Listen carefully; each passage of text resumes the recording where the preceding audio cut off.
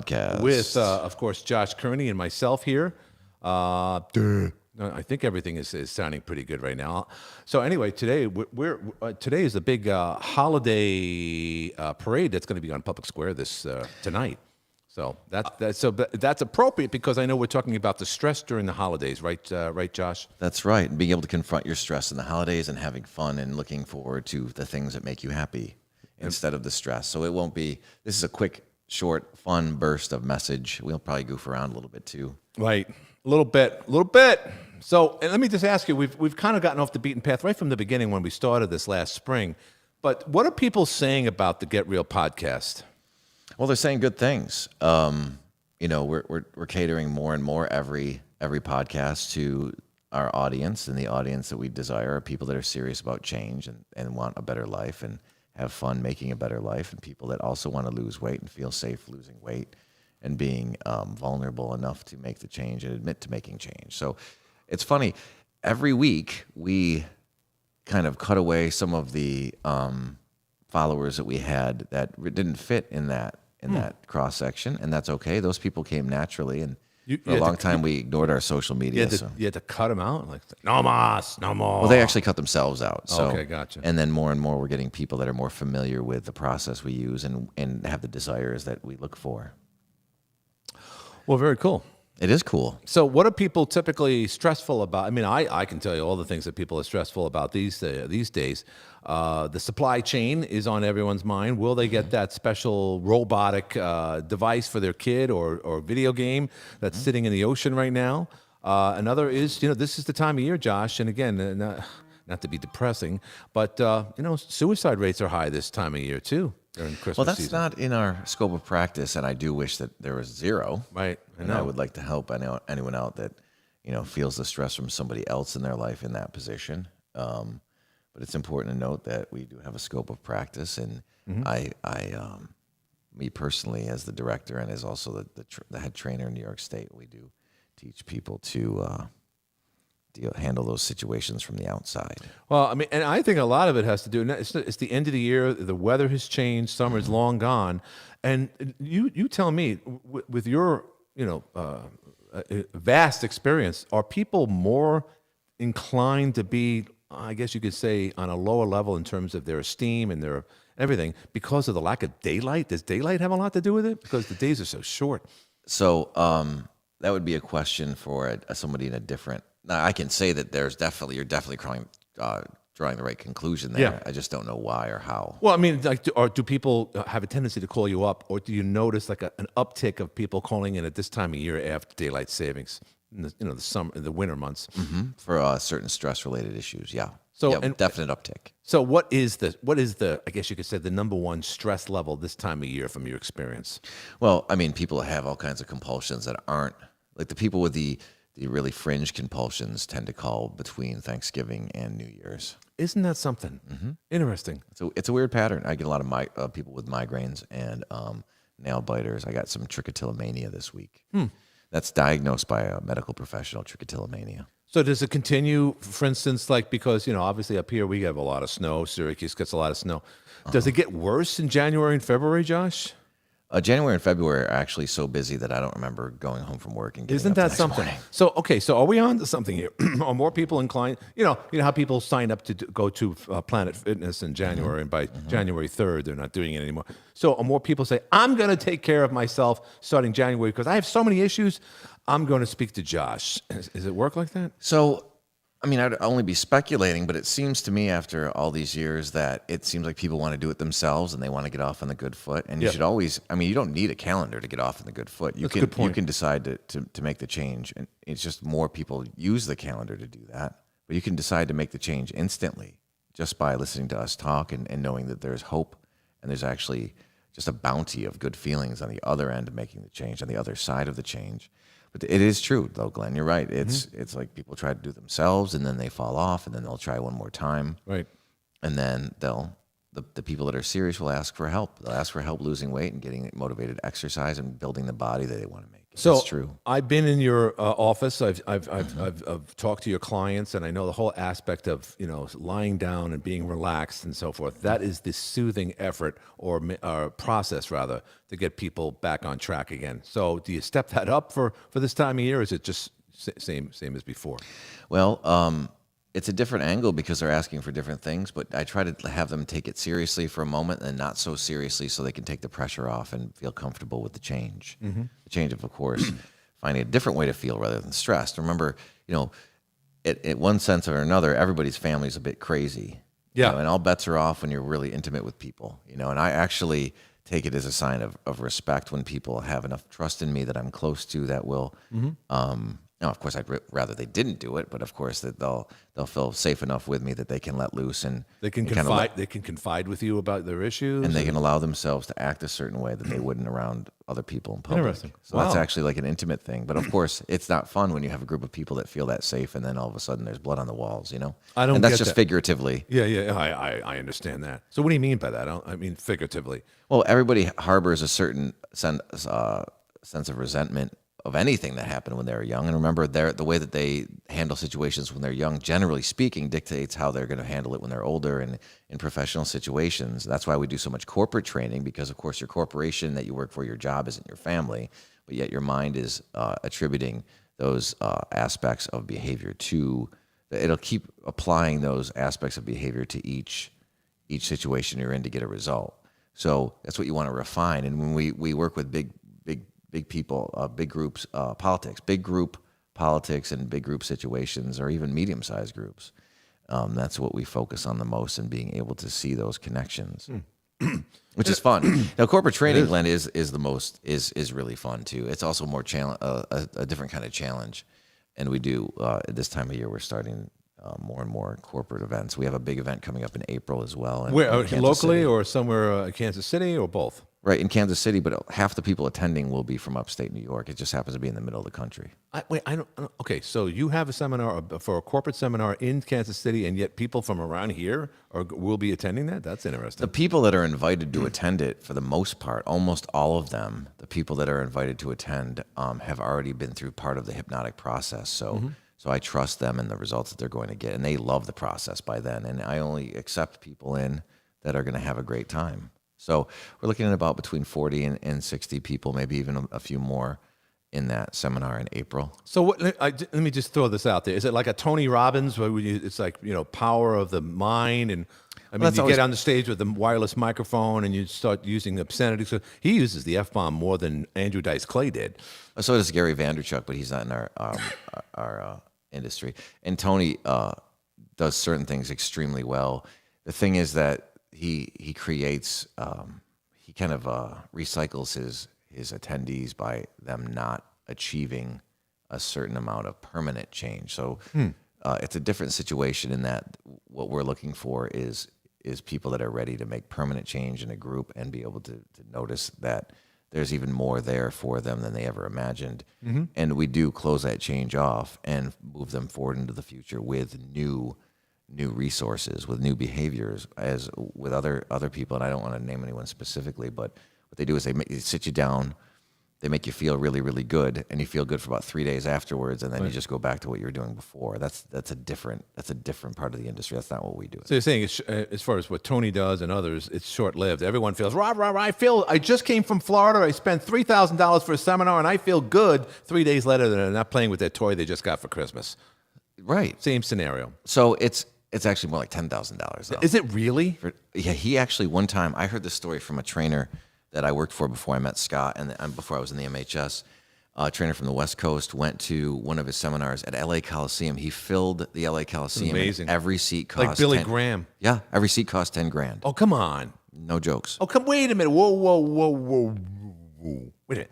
The Coliseum, that's where they played. That's where the Olympics, that's where the Rams used to play. That's like 100,000 people. The Trojans play. So some guy like a half a mile away, and they're looking at this little dot on the field, and that's Tony probably Robbins' head. They and probably can see his teeth. Right. They probably have big screens up. Yeah, that's true. Well, the whole reason is that I want you to empower yourself, because this whole fucking world. When I saw him online for the first time, because I used to see him with Fran Tarkenton back in the 80s Yeah. when they did infomercials. Remember that? Fran No, I Tarkenton don't was like, you don't remember that? I know Frank Tarkenton is. Yeah, Fran Tarkenton was like his you know, it was like he was original scrambler. The original scrambler. Well, they didn't have an offense back under Grant there. But at the same time, it's he retired and then he got into this whole Tony Robbins things in these late night infomercials. We didn't call them infomercials at the time, but that's what they became. And but I figured this guy is on. There's a lot of guys that have come and gone, and yet when I saw him on the stage, boy, he uses throws the F-bomb out there quite a bit, but he's very popular. So I can't, Well, that's the easiest way to create. One of the easiest ways to create trust in a group. What, by using the F-bomb? What you do is the point is that you can't start though. Somebody else has to use it first, and then also it's a good release of frustration and anger. It so is. He might be doing that too. Yeah. So The F-bomb is an inflection that does carry its weight, but you can't use it too often. Go ahead, sorry. So we don't do much F-bombing. No. Nah. I mean, there are people that will F-bomb in the audience, and you just got to do whatever the audience needs. Right. That communication structure. Well, I mean, just as a footnote, because this one guy said he was talking about his ex-girlfriend. Long story short, he said, What do you want to tell your ex-girlfriend? and then the whole crowd got into it. You're this, you're that, you're the worst person. Get him out of your life. That doesn't happen at a seminar for Josh Kearney. Does it not? No. We don't do it that angle at all, ever. That seems We to be treat like people as that's like equals, revenge porn, getting down on your ex, which is also illegal. which is very illegal, and well, it should be. So, those things, we're actually getting, there's a means to an end. So we're actually getting to a place where you can acknowledge and know that you've made serious, permanent change in your life, found flexibility, new ways to feel, knowing that you have control over your internal state and how you respond to things, and finding new pathways to have relationships that are more beneficial to you and the other person. And that's really what happens in each of our seminars. So Interesting.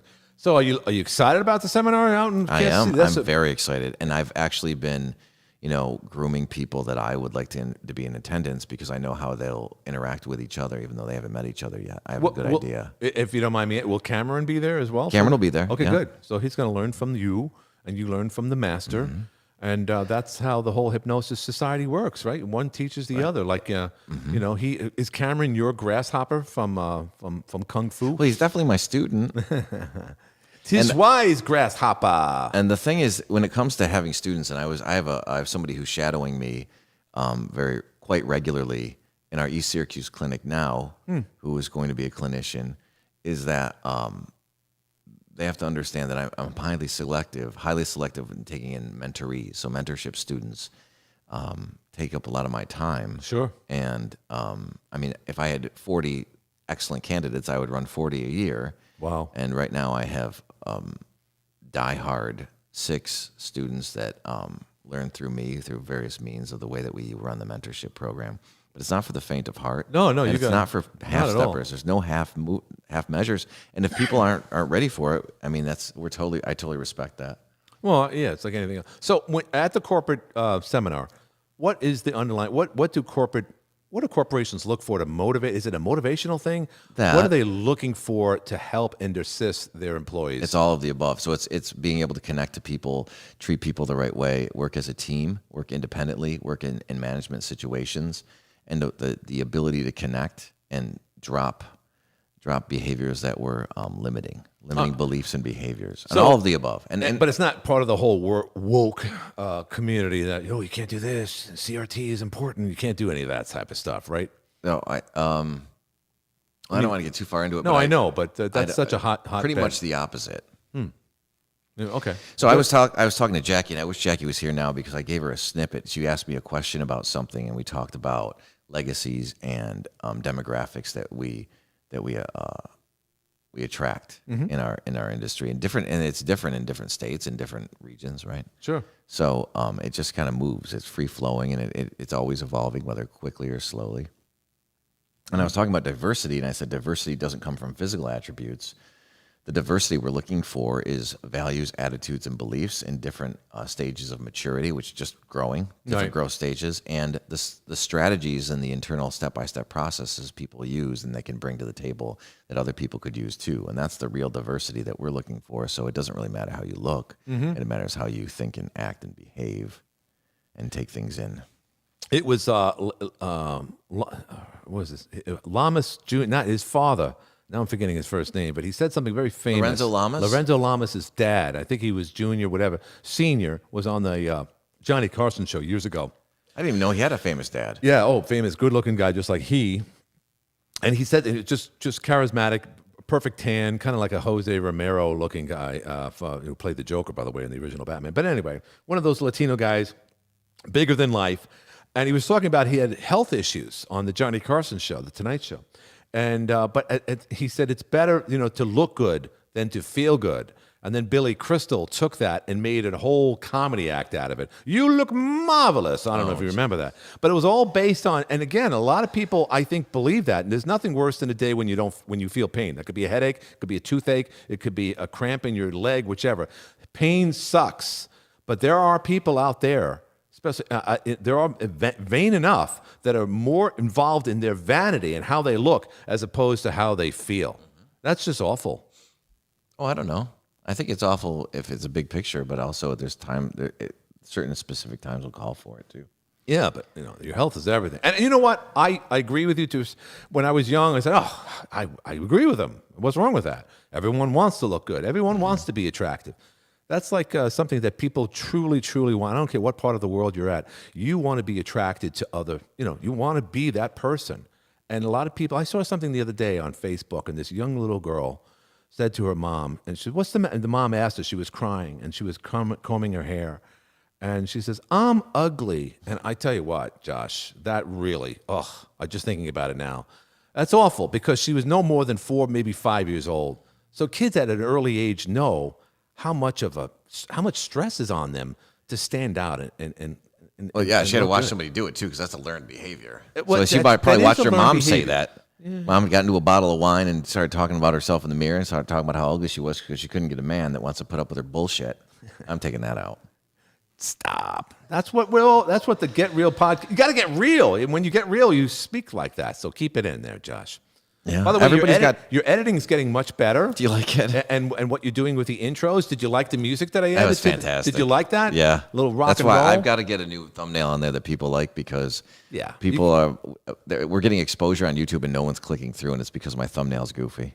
Well, the thumbnail has a picture of me with no hair. That's pretty hideous. The funny thing was I made it like that, like kind of slapstick on purpose, because I thought it would be funnier for us. That's why I was making a face as Jesse Pinkman. I was blowing a kiss. One thing, you did have video of I was going to say Gene Hackman, Mick Jagger, and David Bowie.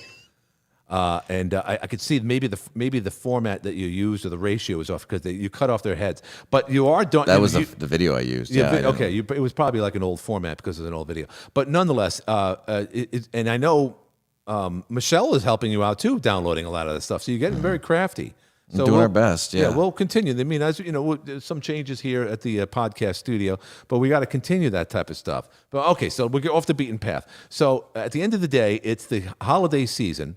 And you want people obviously to reach out to you because people are feeling the pain, and this year especially because of all the other stuff that's the external stuff that we're experiencing too in this allegedly post-COVID era, although it's not post at all with the new Omicron variant. So that gets to people, Josh. We need to find the gematria for Omicron, or variant. So the thing is that.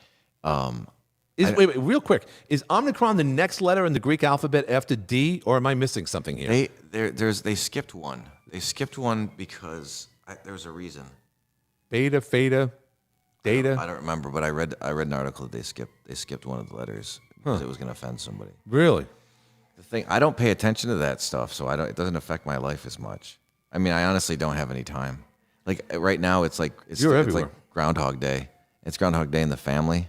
Michelle's going through Groundhog Day with teaching the kids. They're homeschooled and they're about to start attending private school here soon. I didn't know your kids were homeschooled.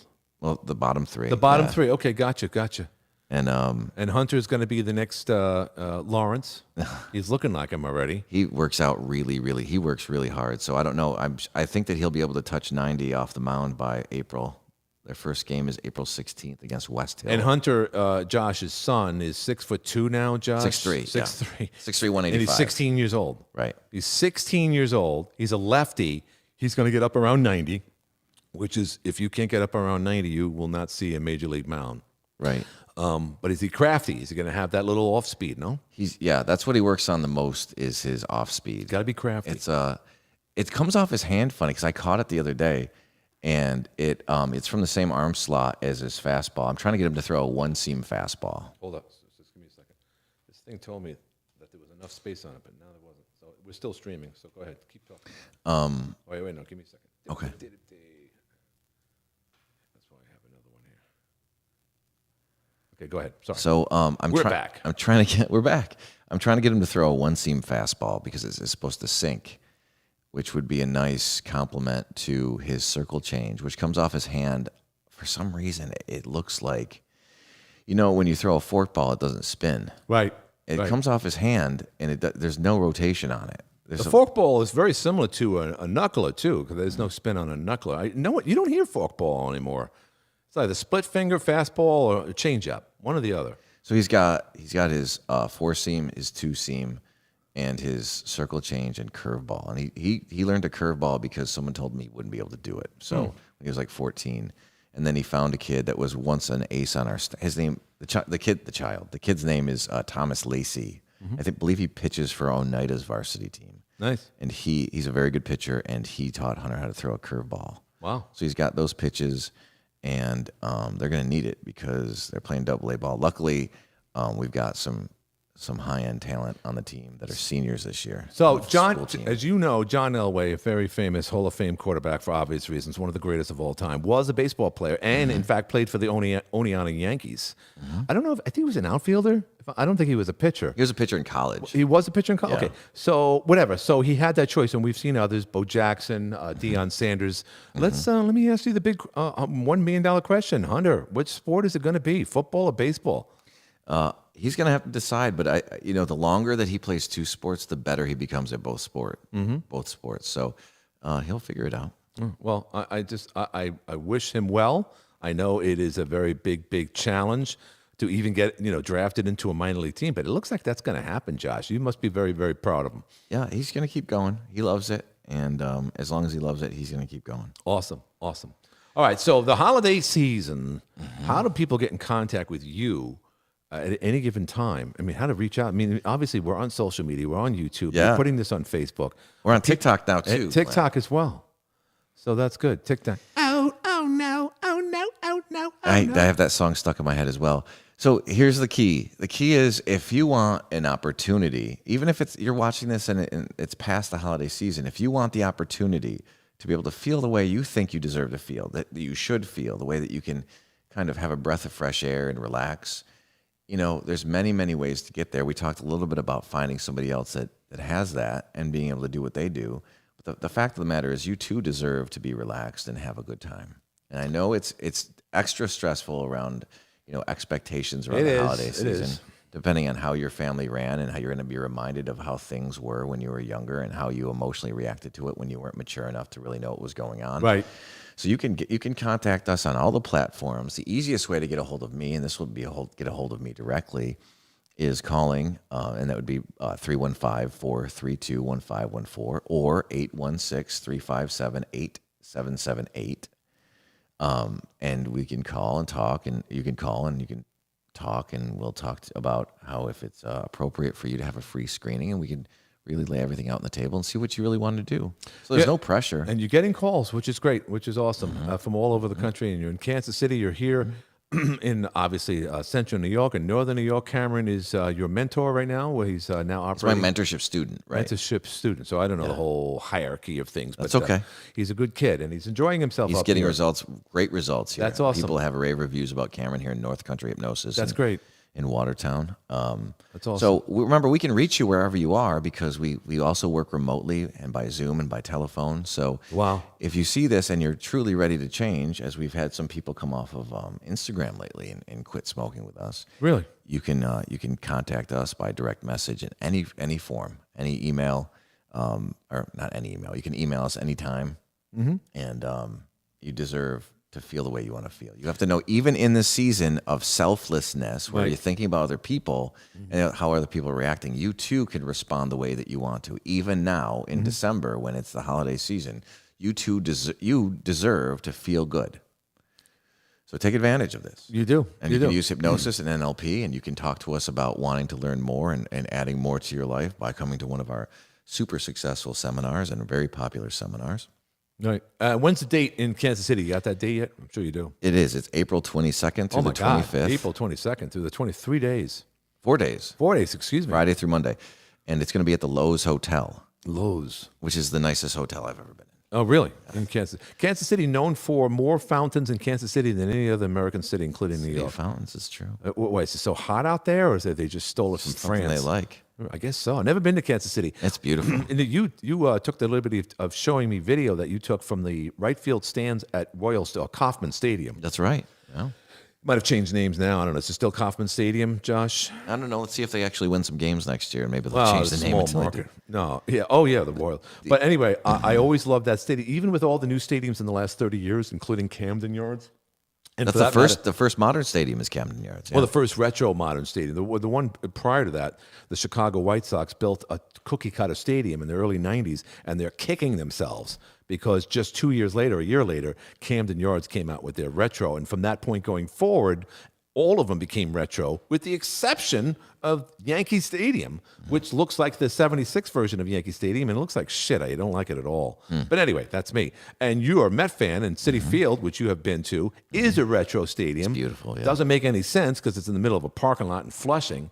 But Yeah, nonetheless, it's it's better not much looking around than there. Yankee Stadium. No, it's Flushing. There's nothing there. Well, I don't know much about the. Well, yeah, Flushing that's area. just a big swamp out there. The Shea Stadium was sinking in it, and so was the old Giant Stadium. Okay, so here we go. This was the Get Real podcast. Get real. And any final comments from Josh Kearney? We hope to speak to you again before the holidays, but if this is the last broadcast you see before your holiday season, and we're in the middle of Hanukkah, Yeah, so we should do at least one more before the holidays. Come on. Yeah, It's let's only do the it. 2nd of December. We do at least 2 a month. So, happy Hanukkah. We're in the 5th day of Hanukkah today. That's right. There's a menorah right there. That's how I know it's the 5th day. Yeah. Because I am not a Jewish man, but that's okay. No, you no, know? nothing wrong with that. Not that there's anything wrong with that. I mean, I do love Christmas. Actually, there was a downstate attorney that had an office over here years ago, about 20 years ago, that complained to the city that there was no representation for the Jewish faith, and that was put there, squeaky wheel, and he got it. It's been there ever since. All right, Showman. So, that's right. This was the Get Real podcast on December 2nd, 2021, and we'll be back with more here at the Get Real podcast from the top of Public Square here in beautiful Watertown. I'm Glenn Curry for Josh Kearney. You have a good day.